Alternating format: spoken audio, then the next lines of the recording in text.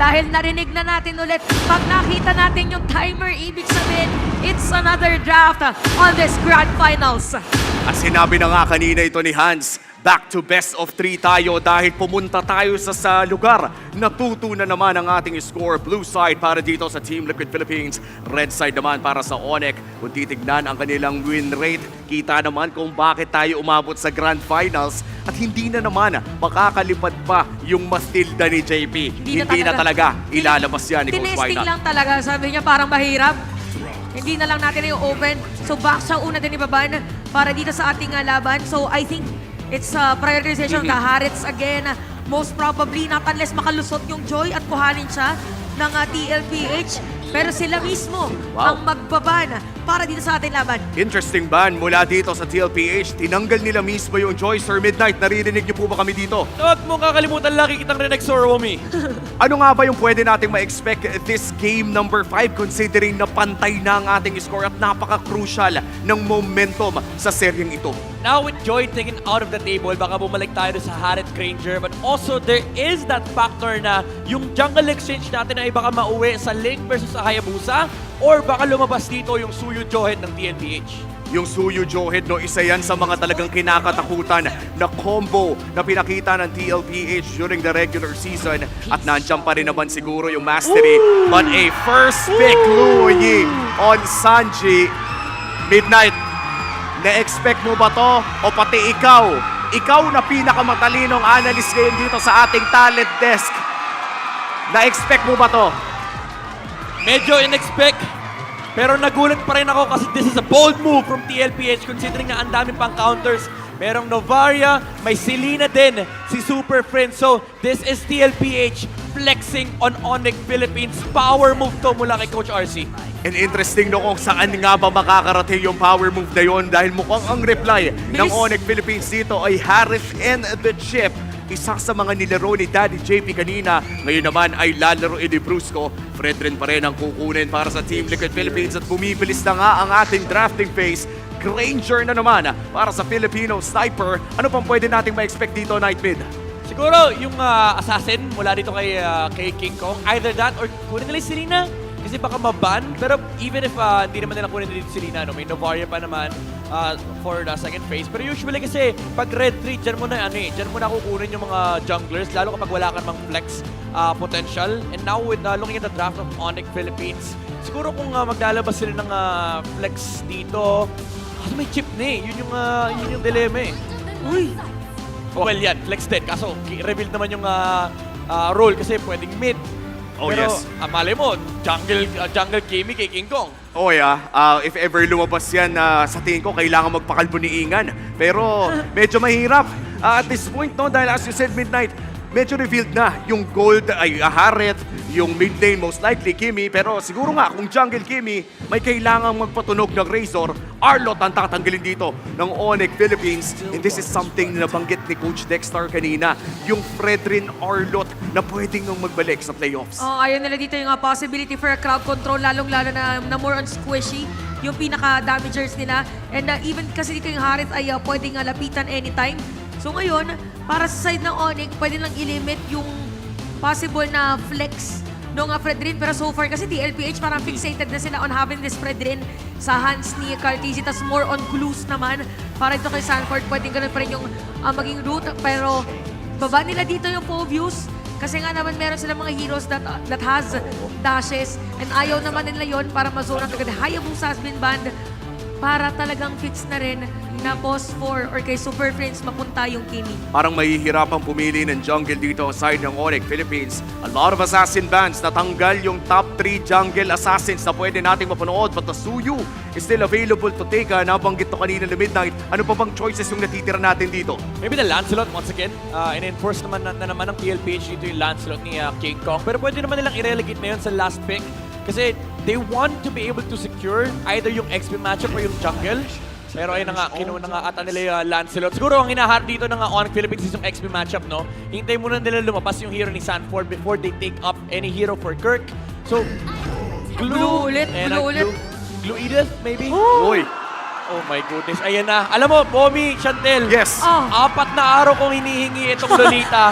Kanina ka nakalolita ako kasi magandang counter siya laban kay Kimi. At mukhang makikita natin yan in a very crucial game number 5 sa kamay ni Daddy JP. Matagal-tagal na rin huling beses nating naisigaw yung Numinon Blast Oo nga sa eh. loob ng isang Land of Dawn game. Pero ngayon mukhang makikita na natin Trace muli. na yan. At sa Grand Finals pa nga lalabas. Last pick here para sa side ng Onyx Philippines. Naghahanap pa sila ng XP lane. Ano kaya ang papalarin nila kay Kirk? Open yung Edith na talaga namang comfort pick niya. Oh, pero Terizla, para pang ano nila dito just in case. Kasi yung penalty zone, as much as we want na parang penalty zone sa 5, pero kasi yung cooldown naman niya is medyo mabilis. So maganda siya against Luminum Blast para ma-disrupt mo na agad. Even yung continuous mo na skills din and yung execution strike rather. So ang ganda ng bitaw dito. Mabilis naman sila makakapunta sa mga pwedeng positioning because of the portal. Oo. Kasi di ba normally ang problema with Terizla is the mobility. That's true. But that is answered with that chip pick from Onyx Philippines. At buti nga nabanggit mo din no? Dahil pa naglaban-laban naman na, especially dikit-dikit ang side ng TLPH on this first pick, Luyi diversion. May malaking tsansa na makakita tayo yung 5-man na penalty zone na inaabangan din natin. Nagbabalik ang Lolita para dito sa game number 5 at nilabas na rin ang Terizla ni Kirk. This is going to decide kung sino na naman ang makakalamang in this Grand Finals series. Welcome to the Grand Finals game number 5. Huwag na natin patagalin pa. Casters, pasok! Sa larong ito, hindi lang galing ang susubukin. Puso, tiwala, tibay ng loob, pati na rin ang mga heroes na gagamitin. Huminga naman lalim dahil sisimulan na natin ang game number 5. Grabe, gusto ko lang saluduhan ng ating mga coaches sa napakatinding basagan ng utak dito sa laban na ito. nga. Who would have imagined na lalabas yung matagal lang inihiling ni Midnight na Lolita? 3-1. Rehearsal pa lang, sabi ko na may maglololita eh. Pero ito, pinagbabaril si JP. Napanish naman yung duration na walang bulwark dito, no? Or yung shields mula dito sa isang Lolita. Pero ang madaya kasi dyan, yung naibabalik yung stun tsaka yung traction Yeah. pulse. Let's talk about kung bakit nga ba ina-expect din ni Midnight itong isang Lolita nga. Dahil nga, nagkaroon ng rise onto Akimi pick di ba? Yeah. Ang daming projectile na binabato ng mga flex heroes ngayon, lalo yung Kimi, no? Even yung mga marksman, ang daming projectile, yung mga tulad nila Granger, Yeah. yung kay mga Moskov, dito as may bottom lane, pressure. Okay, pinipigilan na makalapit. Pero masakit din talaga mga bala no, mula dito kay Oheb. Pero bukod siguro doon sa sa pag-shield, yung Numinum Blast kasi pwedeng pambasag doon sa gagawin ni JP na portal play, di ba? Yeah. Ano siya, pang-counter ng set from the enemies. Pero ang kinaganda sa last pick ng Onyx, no, it solves yung engage ng TLPH kasi you have this amazing frontliner in the form of the Terizla na nag-e-enjoy usually kapag may kalabang glue. Kasi kapag nagsa-second skill, yung glue, pag tinamaan ng isang hammer lang mula kay Kirk, si Sanford dito, is ang laki ng balik buhay. Oo. Yung revenge strike and even yung execution, di ba? Sobrang crucial here for Kirk. And Okay. you mentioned that. Kung kaya hindi rin sila basta-basta mabuli dito sa top lane. Pero balik tayo. Mid lane, Super Prince being targeted here. Oy, naku, napaflicker din! Super Prince! Ang baba na buhay pero fast up with the fast up execution of retribution na ginamit na rin ni King Kong. Mapapatay si Sandy at siya magiging unang dugo. Habang JP naman ngayon, aatras na rin, ibibigay yung pagong sa may balik muna si King Kong dun sa kanyang purple buff. May nagmintis. Ang ganda ng attempt eh. Oo nga eh. Napakalupit ng attempt mula kay Sanji pero may hindi tumamang skill mula kay Sanji and si King Kong. Binitawan muna yung purple. Mas importante na i-punish niya yung flicker play na ginawa ni Sanji ron. Pero for TLPH, masaya naman sila kasi nakuha nila yung neutral objective ng game. So kahit papano, even though that's the first blood, a first turtle naman para sa TLPH, pinag-usapan nga natin crucial yung combinations talaga ng Louis to totally maximize the vacuum. Yeah. Pero ngayon for Onyx, they also have the capability na manurpresa yet again with the chip here para kay Brusco. Medyo nakaka-bad trip din honestly yung glue ni Sanford dito. If you're the Lancelot, kahit sabihin natin nga pwede mong dasyan yung glulets, alam mo yung magdamag, nasa harap mo yung glue, parang Oo. pwede mong dasyan, pero pag iniwan mo, kaya kang instakan din kasi yan eh. Okay, portal. Okay, hindi yata maiiwan dito si Cartesi kasi andun na rin yung Abrasion Swat! Tulong kagad dito si Brusco. Ngayon, tumama yung Numinum Blast. Sanji dito ay makakakuha ng kill habang si Kirk naman ngayon ay mababawian. Grabe yung paghabol doon at Team Liquid.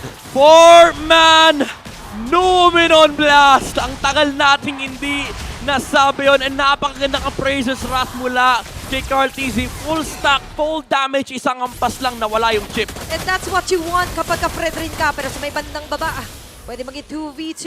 Brusco just chasing down someone na pwede magtago. Pero sa ngayon, full-on fight yung meron kang Lolita with JP. Oh, mid lane. Okay, sa gitna naman si Super Prince na kompo.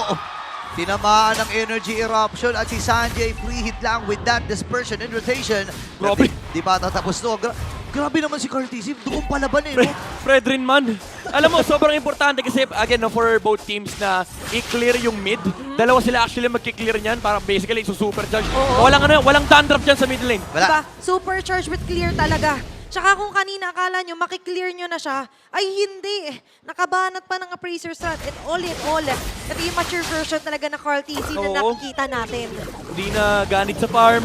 Oo. Alay sarili para sa objektiba. Pero si King Dogs may top lane. Oy, okay. Oh. Phantom execution at saka yung penalty zone ay nagamit. Yeah. Pero huli ang mga microorganisms doon habang si Carl TZ naman ay kinuha na yung Bilis ikalawang ito, ah. pagong. Diversion play. Diversion. Diversion play. Dadaan ba si King Kong? Up, okay. Lang. Okay, medyo nakakilig muli yung mga ganong execution ng diversion ni Sanji. Supercharge muna. Supercharge. Linisin ng dandruff. Oh, wait lang. Linisin. Pero ngayon, ang kailangan din na malinis actually yung play dito as far sa Onyx Philippines. But by the way guys, it's going to be, yung last time na nakita natin ng isang Lolita played in the grand final sa MPL Philippines was in Season 11 by then Echo Roamer na si Yawi laban sa Blacklist International. Grabe ka na, Lolita. Parang sa liquid na lang ata. Sa liquid na lang ata yung napipick dito.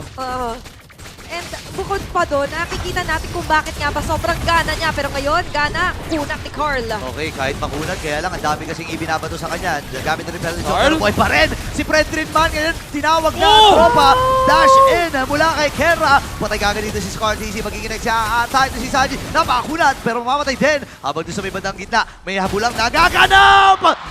Oh, ladies and gentlemen, nakabawi din. 2-4-2 ang naging palitan.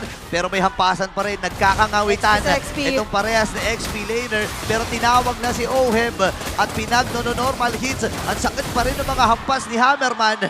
Pero mamamatay pa rin sa kamay ng Team Liquid.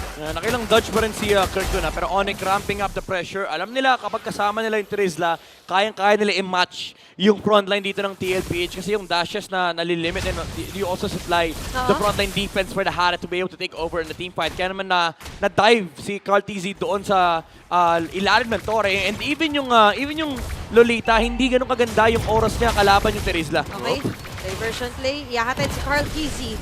King Kong, namadali doon yung purple buff, but still, babalik tayo sa mid lane na kung saan namumuo yung pressure at yung tension. Pwede magkaroon ng chase down, but still, yung turtle, kailangan din namang simulan ni Carl TZ. Okay, pupuntahan na dito yung pagong, pero mapabayaan na ata nila yung bottom lane.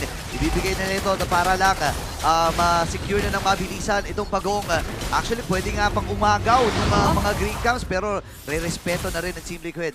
Trades na lang ang hinahanap dito ng Onyx Philippines. They don't want to give TLPH the momentum that they can amass. Kasi ang kinagandaan nitong lineup ito is ang lakas nilang kumuha ng mga towers, ang lakas nilang mag-engage, and ang lakas nilang protektahan yung objective takes ng Granger. So ang ginagawa ng Onyx Philippines is pinapalaki nila yung mapa nila. Alam nila at some point, magpo-focus dito yung TLPH na i-brute force yung mga objective, i-brute force yung mga lanes. So the way to go is by splitting the map. And somehow, gumagana naman yan. Hindi naman sobrang lagging behind dito ang Onyx Philippines. But still, ang isa sa kinakaharap nilang problema is JP and Sanford. Papasok si Kirk. Bumalik yung traction pulse, Brusco, no? Brusco! Pero ito na si Brusco. Sa may madaling ko tinawag na si King Kong. Ngayon, ibinata ang Team Liquid Philippines. Pinagbabalik siya din yung Super Play. Pero Numero tumama! plus! Numero plus! Oh, hindi to free hit lang. Oh, double. Pero may diversion play. Papunta na sila doon sa may pixel. Si King Kong, hindi yata nila alam na nandun sa may damuhan. Sinalubong. Pero may dispersion rotation. Wow. Ano si King Kong at makakatakas. Recalls from Onyx Philippines. At makukuha na yung Torre sa middle.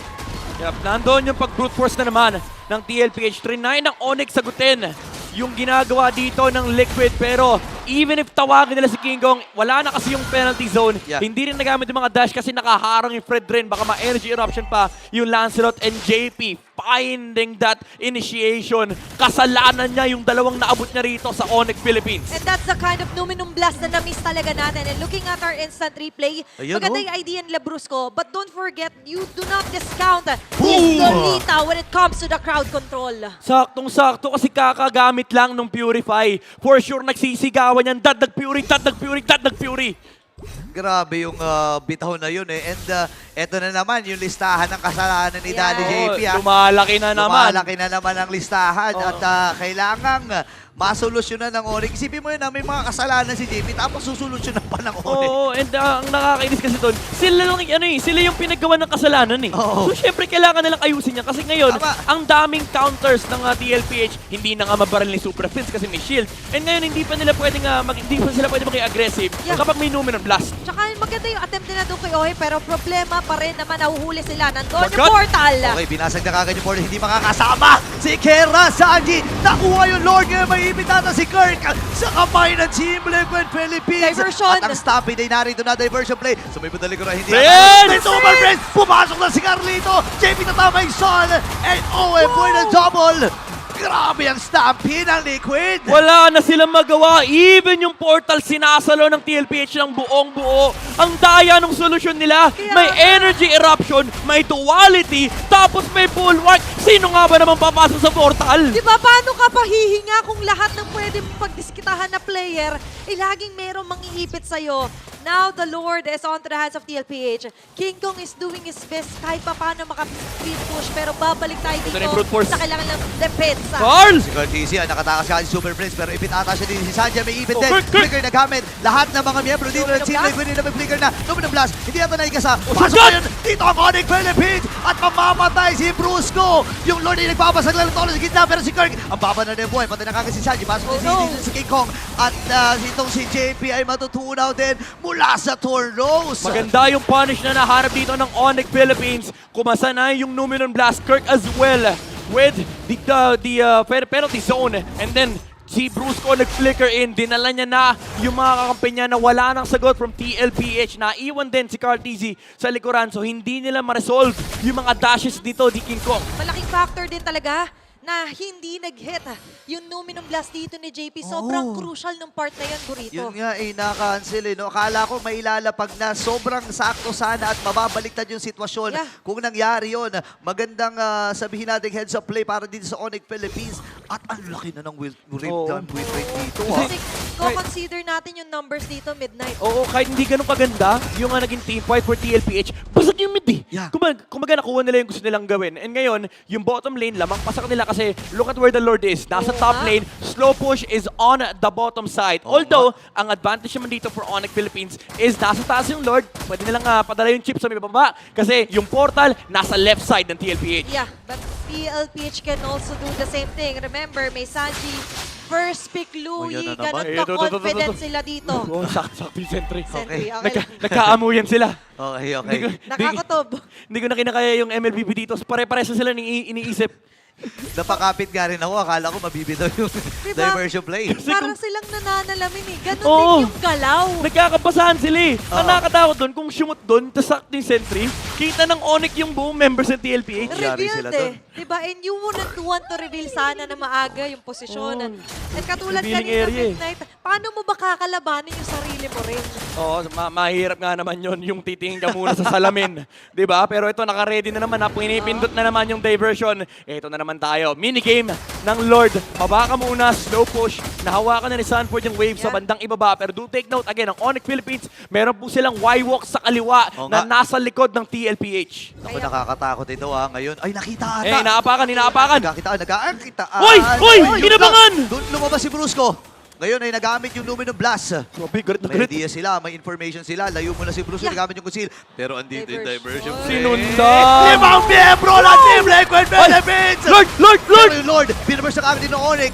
Alam na kagad nila, Sanford. si Sanford pinipigilan lang yung Grabe. plano dito ng Kaya- Onyx. Sanford Napakatibay lang, talaga. dapat. Paano mo mababawasan? Kung naka-grab-grab ako sa'yo, si Kiko ka nasa liban dito. Atras muna, JP, to the rescue na rin. Si Zona Carl, dito yung Carl. mga miyembro ng Onyx. Okay. Si Sanji ay nandun with the pokes. Oh my Pero si goodness. Ohem, diretso lamang ang tingin dito sa Lord at makukuha na nila ito ng libre. No, grabe yung commitment nila dito.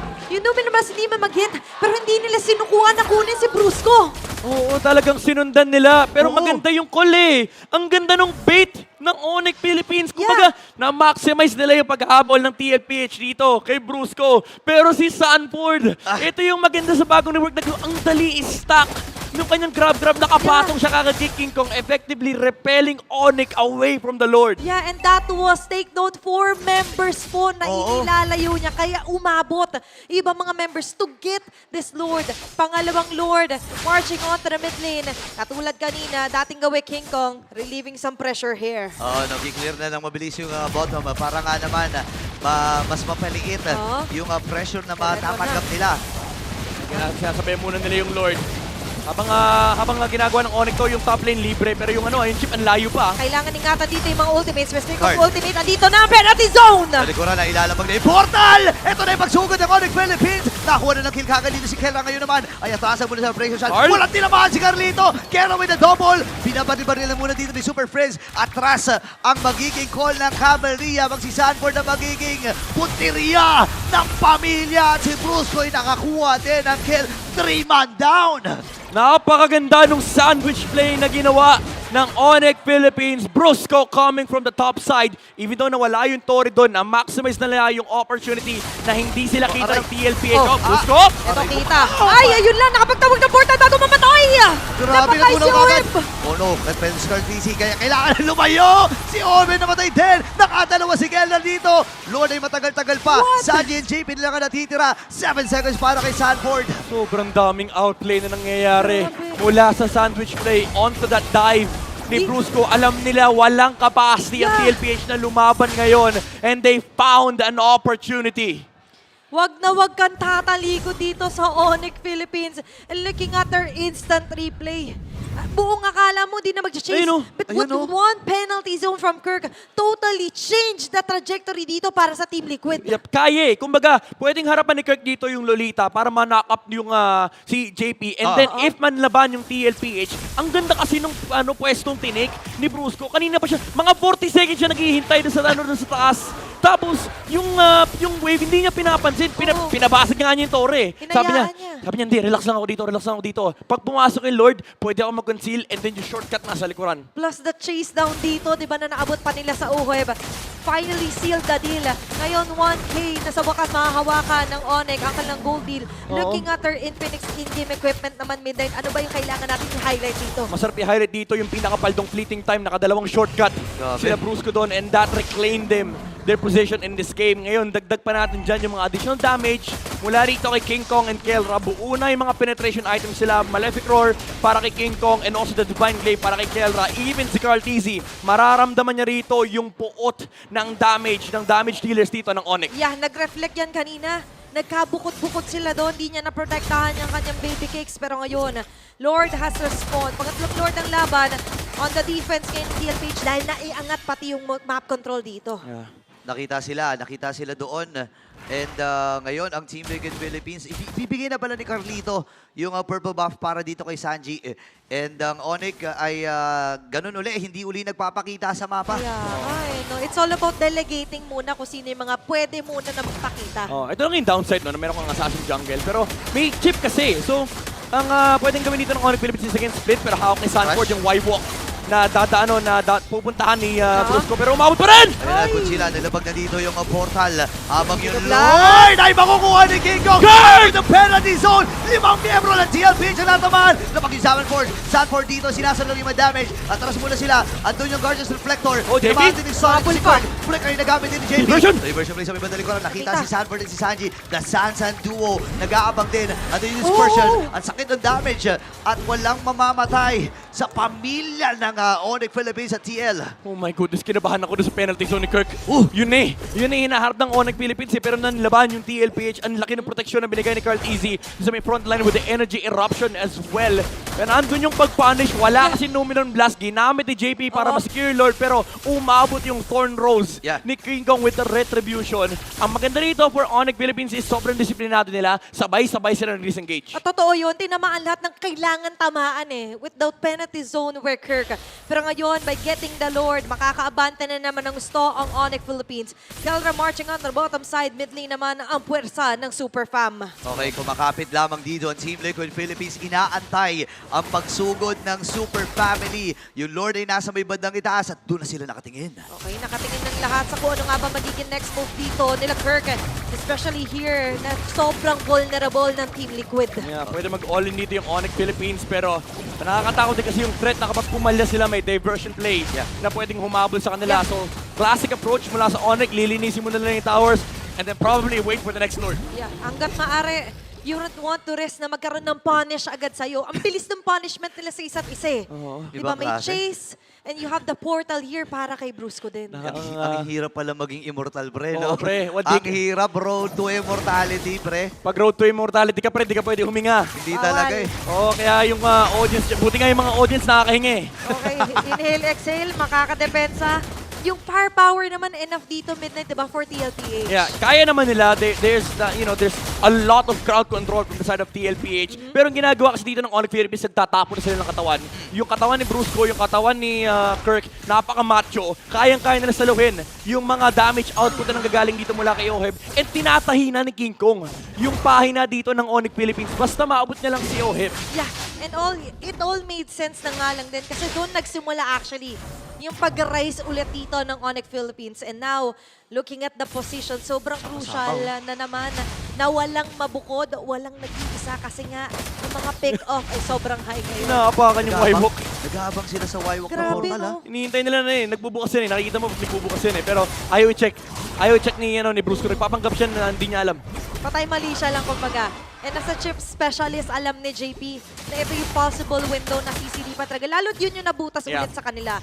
In Phoenix in-game, equipment check muna tayo midnight. Naka-Oracle naman and Immortality by the way dito si JP. Oo, nagbenta na ng boot si Kelra. Meron ng additional sustain dito with the concentrated energy. Pero pinakamagandang i-highlight dito is yung immortality ni Kirk and also yung papuntang siguro Blade Armor, Dominance Ice para doon sa Terizla, para at least mabawasan dito yung sustain na nanggagaling mula kay Carl TZ and Sanford. Pero ito setup ng Onyx Philippines, medyo masama na nasa baba yung Lord para sa kanila kasi pangit yung pwesto ng Y-Walk. Pero ang kinagandaan pa dito is chip pa din ito eh. Kumbaga pwede nila kontrolin yung kaliwang side na hindi sila masyado nag-worry kasi for sure may nagbabantay ng Y-Walk sa baba. And even with King Kong here, na nakikita naman natin na tinitake into consideration nga nila na kahit na medyo lugi man ang position ng Basil at chip is a chip. Pero ngayon, awareness onto the map, pagbabasihan natin yung execution din nila. Ito na naman tayo, may minigame na naman ng Lord. Ganito sa Pilipinas. Yung Lord, sinesetapan yan. Kung sa ibang region, suntukan sa Lord dito, pagandahan ng pwesto sa Lord. Di ba? Hanggat maaari, hanggat kaya nilang itago, hindi muna nila ipapakita talaga. Tsaka sobrang importante nitong Lord na to kasi enhanced na Lord na to. Ito yung hindi na namamansin. Hindi na namamansin ng hero to eh. Suplado na yan. Suplado na, hahampasin na ito, Tori lang eh. Tsaka nagiging Onyx yan, pre. May kidlat yan eh. Oo, kumikidlat jutsu to eh. Diba? And Onyx actually needs that Lord if ever man. Same goes for TLPH, knowing na nabasag nga nila, by the way, yung base sa gitna ng Onyx Philippines. Ano na, tinatanggal yung tanggal dandruff buong mapa. Clear muna ng wave. Kailangan. And ang masaklap dito for TLPH is, again, basag na naman yung top lane. Medyo malas yung pwesto rin para sa kanila. So all in all, pantay lang kasi for the chip, no, hindi ganun kaganda na nasa baba yung Lord, pero may Y-Walk pa rin naman. And for TLPH, wala rin silang tower sa may top lane. So I would say may konting kalamangan dito, yung Onyx because of the chip factor. Pero again, kanina pa ayaw bitaw ni Sanford yung Y-Walk sa baba. Kumbaga yung puwet nila ni JP kanina pa nakapwesto dyan. Oo nga eh. Tsaka nagpapalit-palitan din sila, no? Bababa si Sanford, tapos pupunta rin dito si JP. At sobrang importante nito para sa Team Liquid Philippines. Yeah. Ayaw nila na maunahan din at mabigyan ng window ang Onyx Philippines na makapanalo. Kasi for sure kapag isa, dalawa sa miyembro ng TL ang natumba dito, tapos ang laban eh. Bawal ka mangawit dito. Oo, 2 minutes na yung Lord. Sabi niya, ano bang balak niyong gawin sa akin? Kanina pa ako nanonood eh. Ang dami niyo kiniklinaw. Ano ba? Nagpa-farm ba kayo? Kompleto naman yung mga items. Pero katulad nga kanina, recall lang natin, for TLPH, ang hirap kasi nga ng sitwasyon na lagi at laging kailangan i-clear. At yung delegated talaga doon is going to be Oheb din eh. Yep. Tsaka ano na, umabot na tayo sa late game equilibrium. Nag-cross na tayo ng 60k gold for both sides. And ito na yung sinasabi natin na wala nang importansya. Wala na. Yung gold Ayun lead na. kasi halos lock item na lahat. And ito may naka-ready na nakahawak na pindot. Kita. Doon sa diversion ay nag-conceal. Nakita si Brusco, nag-conceal siya, bumaba siya dun pumunta siya dun sa may babang wipe of Yeah. portal. And si Carl TZ, siya na ang natalaga na suyurin lahat ng mga damuhan na nasa paligid nila. Parang sabi niya, hindi enough ni si Sanji lang kasama ng baby cakes Oo, ko. bitin eh. Kailangan nandito rin ako. And the protection Ganda, naman ah. ay kailangan talaga for Oheb. Bibigyan ko kayo ng context bakit hindi pwede TLPH yung magsimula ng Lord. Kanina pa nila hinahayaan yung Onyx na mag-start kasi may flicker yung chip. And ang nakakatakot kasi dito, pag nag-Lord yung TLPH, kailangan kasama dito yung ka-baby cakes ni Carl TZ. Nakakatakot kasi dyan is baka ma-flickeran yung Granger. Sa bagay. At ang malaking factor yun kasi pinakagagalingan ng damage dito is going to be Oheb. Yes. Oh, And diversion. ngayon for Onyx naman, very important din to notice of course is Kelra and King Kong. Oh, medyo natatakot nga ako sa gustong gawin ni Sanji. Yung Nakaabang yung diversion niya kasama yung Granger eh. Oo nga eh. Alam mo naman, kailangan nila itago yan kasi yan yung isa sa mga main damage dealer nila. Yeah. Oy, Pero tinetesting nila. sisimulan na yung Lord. Itutuloy ba to or i-reset? Nakaabang si Carl TZ just in case. Kasama niya si Oheb para if ever magpakita si King Kong sa may top lane. Pero kasama rin nila si Sanji. And tinetesting ni Sanji kanina pa yung range eh. Abot naman sa Lord Pit. Grabe yung macro dito, no? Napakatindi ng tiisan dito, Tama. pre. Meron tayong record by the way ng pinakamahabang Lord Dance. Ang record po natin ng Ano pinakamahabang Lord Dance ay 7 minutes 11 seconds. Wow. So far, yung Lord Dance na to, 4 minutes and 30 seconds na. May mabibit nga ba ulit na record for the Lord Dance dito sa Grabe. FPL Philippines? And kanina nga sinasabi natin, nagtetest ng waters dito si Sanji ng range. Kaso nga lang, ulitin natin, pwede kasing ikapahamak or ikabuti ni Oheb yung gagawin niya na paghatid. Oo. Yeah. Ang pinaka-importanting target dito na hindi makita ng Onyx Philippines is yung Fredrin. Honestly, pati yung Louie, pero as long as di kita ng Onyx dito yung Fredrin, kasi baka mamaya biglang sumulput, dash in, sundot, retry, kanila pa yung Lord eh. So, hindi rin pwede i-risk ng Onyx Philippines dito yung, oy. Ito, diversion play. Okay, 5 minutes, 2 minutes to go. Napakatagal na Lord Okay. na to. Alam mo, ano na nga, nagtatampo na nga yung Lord na yun eh. Wala nang umahampas sa kanya eh kanina. Hinahampas-hampas pa to eh. Okay, stack. Check muna tayo dito para kay Oheb. By the way, 51 onto his Sky Piercer. Akala nyo yung laro dito sa MLBB, suntukan lang. Hindi, may minigame dito. Hindi. May MLBB part 2 dito. Ang daming side quest na kailangan gawin dito ng mga players natin before the main quest. And yung Oo. main lord natin, kanina pa to nangangawit midnight. Ngawit na yan kasi kanina pa may hidden chest Oo. between these two teams, no? Nagki-Queen's Gambit sila. May nag-uutakan, saan ba tayo pupwesto rito, G? Tapos sa kabila, si Brusco, dito ka lang, pakita ka lang dito, pwede ka mag-portal. May ganong may ganong labanan pa. Oo, kahit tayo napapa-overtake, ano nga ba yung posibilidad? Brusco. Nahanap si Oheb. Oy, Carl. Easy. Pag nag-punch, Carl, kita nila yung Fred Ren. Ayan na, si Brusco ata Last! bubuhan nila. Pero nandun na ang tropa! Onyx Philippines, hinumaban na ng mag-examine force. At nakasamunod din si Team Philippines. Pero si King Kong sa likod ang naging punteriya. Namatay na si Carlito. Atras muna ang tatlo. Oh, Itong si Sanford nakasanib din. Mapapatay ba? Itong nasa liban niya, yes sir. Patay si Brusco dito. Pop yung emo. Mid! Pero sa gitna ng bahay, may nagaganap. May nagaganap na nagmamadali. niluluto ang Team Liquid Philippines. Base locking na sila dito. And we have the match point. Team Liquid is doing it! Securing the match point para sa ating Grand Finals! Man! Sobrang anticlimactic nung nangyari. Ang tagal ng chess battle. Ginitnaan lang. I'm pretty sure makikita natin yung replay mamaya, pero mukhang diversion ata papunta sa mid. Alamin na lang natin. Mag-diversion na muna tayo papunta sa ating panelists para i-explain na nangyari doon sa game number 5. Maraming salamat sa ating mga casters. after nating makita yung ganong klaseng 2-2 na serye, napunta naman tayo sa base race ending ng game number 5. Umi nga pala kasama si Ate mo Chantel. Siguro kung hindi o kung nadepensahan yung push na yon, si Kelra naman yung tumapos doon sa kabilang side. Oo, parang paunahan na lang yung nangyari na yun eh. It just so happened na talagang yung side ng Team Liquid Philippines, pursigido na sila na pili ko yung sila doon, pre. Tapos na natin, huwag na natin pakialaman kung sino mang dadatingan. Kitang-kita naman natin yun. And it is a perfect term na dumaplis lang or nagkasalisihan. At isa sa mga nanalisi ay ang ating MVP for that game, 10-2 KDA. Para sa kanyang Granger, walang iba kung hindi ang ating regular season MVP also na si Oheb. Ang ganda na naging performance dito ni Oheb. Kung babalikan natin yung performance ng Granger niya, halos walang makapatay sa kanya in the early game. I think around the 8-minute mark, 5-0-2 si Oheb. At napakahirap niyang abutin doon sa likod. Umabot pa nga sa punto na tumaas na talaga yung gold lead ng Team Liquid Philippines around the 10-minute mark kung saan nagkaroon sila ng 4,000. Pero kahit papano ay nakadepensa pa rin ang side ng Onyx Philippines. And when we watch the highlights, this is what we expect coming in from Oheb, the regular season MVP. Yung tipong kaya niyang maging aggressive pero hindi niya kailangan maging overly aggressive na siya mismo yung humaharap. I think JP and Carl TZ played their roles really well in this game. Halatang halata na kailangan nila protektahan yung backline nila at hindi kailangan umabante ni Oheb. And I love this comeback coming in from the Lolita, no? Ang hirap tapatan if you're the Kimi. At kitang-kita yan sa KDA ni Super Prince na I would say, no, this is one of the worst KDAs na nakita natin mula kay Super Prince. And dahil yan sa counterpick na nakita natin mula sa Team Oo, Liquid tsaka Philippines. pag may mga moment pa nga na alam dito ni JP na may mga kasama naman siya, hindi niya na nga ginagamit yung pinaka-shield niya or yung pang-counter against the Kimi, kaya naging mas mahirap dito or ang naging option na lang niya is most of the time, ang focus na niya, lalo na sa mga latter portions of the game, kay Kelra na siya dito nakafocus para ma-counter yung damage. And humaba pala yung game nila. Ganto ang nagiging takbo ng isang game kapag ka meron kang Louie at saka Chip. And this was the play we're in. Nagkaroon ng sandwich na play yung side ng Onyx Philippines na nilikuran nila, yes, nakadouble kill sila. Nagkaroon pa ng paghabol kasi sumakto din yung paglabas nung teleport. But for your TLPH dito, again, they have the Louie. Why not tapusin na lang yung laban?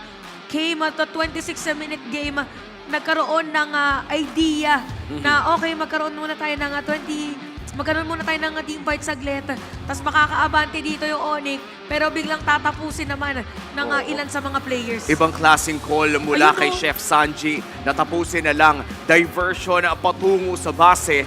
Any second later, Chantel, kung napatagal yung pag-diversion na yun, baka nakadepensa pa ang side ng Onyx Philippines at baka natapos pa ni Kelra doon sa kabila. Pero dahil sa napakabilis na decision-making ni Chef Sanji at pati na rin ng TLPH, nakita nating naselya nila ang pagkapanalo in that game number 5. That gives them the match point in this best-of-7 Grand Finals. Naging matagal na naman yung laro natin, Chantel. Umabot ng 26 minutes, halos 27 minutes na nga. And looking back at game number 4, nasa 14 minutes yon. So ngayon parang nabasag yung trend na pababa lang ng pababa yung mga naging game matches natin or mga game lengths natin rather dahil nagsimula tayo sa 24, bumaba ng 22, bumaba ng 21 at bumaba ng 14 at ngayon bumalik naman all the way to 27 minutes in this very long game kung saan, if I'm being honest, lamang naman na talaga ang Team Liquid Philippines sa simula hanggang doon sa mid to the late game. Sadyang around the 10-minute mark or no, it was the 13-minute mark, nakahanap ang Onyx Philippines ng team fight na nakalamang sila ng 3-0 kahit may 5,000 gold lead ang Team Liquid Philippines. Back-to-back plays mula kay Brusco ang nagbigay ng puso para sa Onyx Philippines pero agad din itong inagaw ng TLPH with Sanji once again setting the pace and giving the space para dito kay Oheb na nakapagbaril din naman ng dire-diretso. And I have to say for Oheb, this is something na ine-expect na natin sa kanya kapag nag-lock in ng Granger at Team Liquid Philippines, especially with the Baby Cakes tandem na si Carl TZ ay naka-Fred rin, kailangan talaga protektodo dito sa ating BPI rich guy na si Oheb. bigyan din natin ng pugay, of course, ang ating best wingman and the sandbag na San-San Solid. duo. Napaka-solid ng mga ginawa nila sa larong ito. At pati na rin ang ating carry na si Kelra. Hindi naman talaga hindi papalag ang Filipino Savage against the Filipino Sniper. Pero syempre, ang ating BPI Rich Guy, ang ating tutungayan ng pansin. Nakita natin dito for OHEB early game, check. Yung mid game, check din. Kaya naman continue niya in terms of minions, 10,577 yung pinaka naging ang goal niya. Majority of the passive cooldown is part of the Taroma item. Kasi parang nga doon sa bandang 8 minutes, nag-build na rin sila and even on Turtle and Lord. So I gotta say for OHEB dito, kaya din isa or if not, yung Granger ang winningest niya na hero this whole playoffs dahil yun sa pinaka-positioning niya pagdating sa teamfight. And probably because of the confidence na rin sa kanyang mga kakampi. It's all about positioning pag Granger kasi. And take note that he is up against a Harith. So ibig sabihin, kabisado niya kung paano mag-work around. Kaya ang dami din mga moments na talagang mas pinaprioritize yung kanyang Granger over the Harith. And I gotta say, para dito sa ating naging laban, sobrang naging mahaba. Hindi nga sobrang mahaba na siya. 27 minutes in total natin naging game. 26 and 42 minutes to be exact. So ito, yung 14 minutes. Actually, yung early game kasi, di ba, nakuha dito ng TLPH. So yung